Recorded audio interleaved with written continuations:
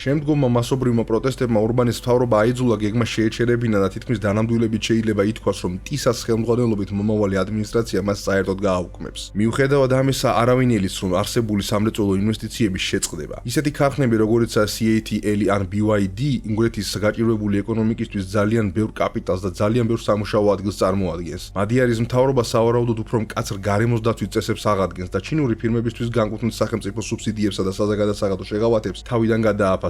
შედეგად პეკინთან პოლიტიკური კავშირები გაცივდება, თუმცა ეკონომიკური ურთიერთობების გაწყვეტის გარეშე. ასეთი ცვლილება ასევე ნიშნავს უნგრეთის როგორც ევროპაში ჩინური ინფრასტრუქტურული პროექტების პოპულარიზატორის როლის დასასრულს. განსაკუთრებით კი პეკინის ერთი სარტყელი ერთი გზა ინიციატივის ნაწილის ბუდაპეშტ-ბელგრადის ფლაგმანური ჩქაროსნული რკინიგზის. ეს ხაზი, რომელიც ჩინეთის მიერ კონტროლირებადი პირეოსის პორტის ათენის, სკოპიესა და ბელგრადის გავლით ბუდაპეშტთან უნდა დაეკავშირებინა, ურბანის ჩინეთთან და სერბეთთან უფრო ღრმა თანამშრომლობის სიმბოლოდ იქცა. 350 კილომეტრიანი სერბეთ-უნგრეთის სეგმენტი, რომელიც 85%-ით 3.6 მილიარდი დოლარის ჩინური სესხით დაფინანსდა, ურბანის მოკავშირის ლორინც მესაროშის საკუთრებაში არსებულ კომპანიას გადაეცა. სესხის პირობები კი 10 წლით გასაიდუმლოებულია. პროექტმა თავიდანვე კრიტიკა დაიმსახურა. მარშრუტი გვერდსულის უნგრეთის ისეთ მსხვილ ქალაქებს, როგორიცაა სეგედი და კეჩკემეტი, და ძირითადად ჩინურ საქონლის სატრანზიტო დერეფნის ფუნქციას შეასრულებს. მისი ეკონომიკური სისხლის უნარიანობა ასევე საეჭვოა. სინამდვილეში მშენებლობის დაწყების შემდეგ მთავრობამ პარადოქსულად გამოაცხადა ბუდაპეშტ-სეგედის ძველი რკინიგზის კიდევ 600 მილიარდი ფორინტით განახლების გეგმები, იმ მოტივით, რომ ეს აუცილებელი იყო ახალი BYD ქარხნიდან ექსპორტის დასამუშავებლად. დუბლირება ხაზს უსვამს პროექტის უკან მდგარ ქაოტურ პოლიტიკურად მოტივირებულ დაგეგმარებას. მიუხედავად ამისა, მშენებლობის დასრულების მოახლოებისას ტისას მთავრობა სხვა გზა არ ექნებოდა გარდა იმისა, რომ პროექტი ბოლომდე მieყვანა, თუმცა